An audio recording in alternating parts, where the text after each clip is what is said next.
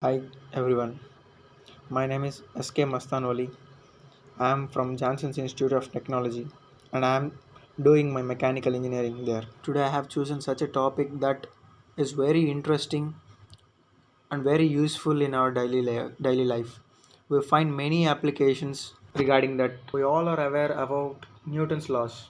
So this is our today's topic. Let us start our today's topic. Newton's laws. As soon as we think of Sir Isaac Newton, we'll get an image of his sitting under an apple tree. Newton proposed few laws. They are Newton's first law, Newton's second law, Newton's third law, or Newton's gravitational law. Start with Newton's first law.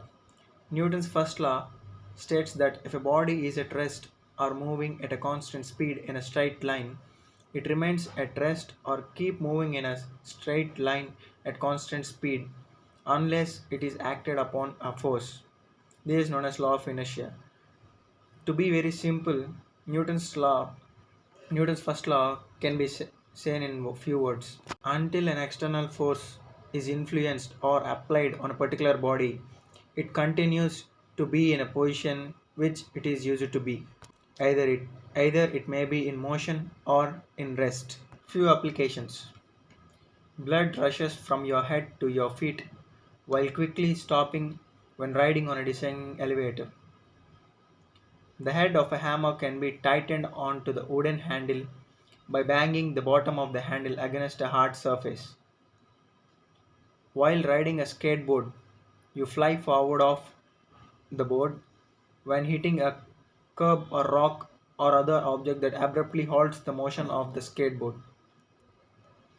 So let's talk about Newton's second law. Newton's second law states that the rate of change of momentum of an object is directly proportional to the force applied, or for an object with constant mass, the net force of an object is equal to the mass of the object multiplied by the acceleration. To simply, F is equals to ma, that the force is equal to the product of the mass of the body and the acceleration possessed by the body. Applications.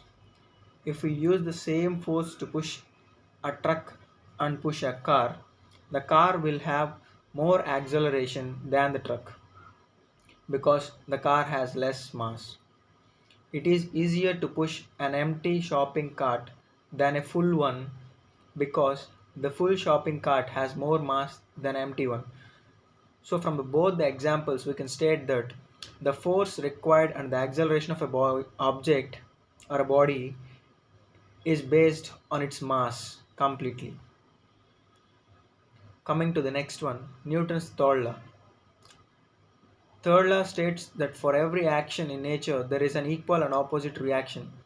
In other words, if an object A exerts a force on object B, the object B also exerts an equal and opposite force on object A. Notice that the forces are exerted on different objects.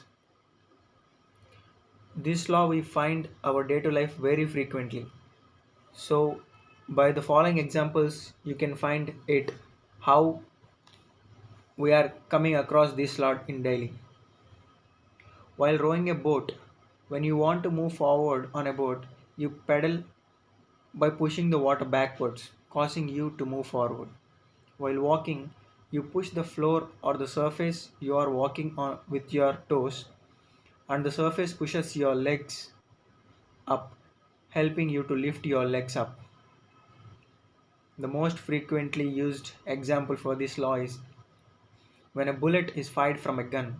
The gun exerts a force on the bullet in the forward direction, but the gun repels back. The bullet also exerts an equal force on the gun in the backward direction. Finally, Newton's law of gravity.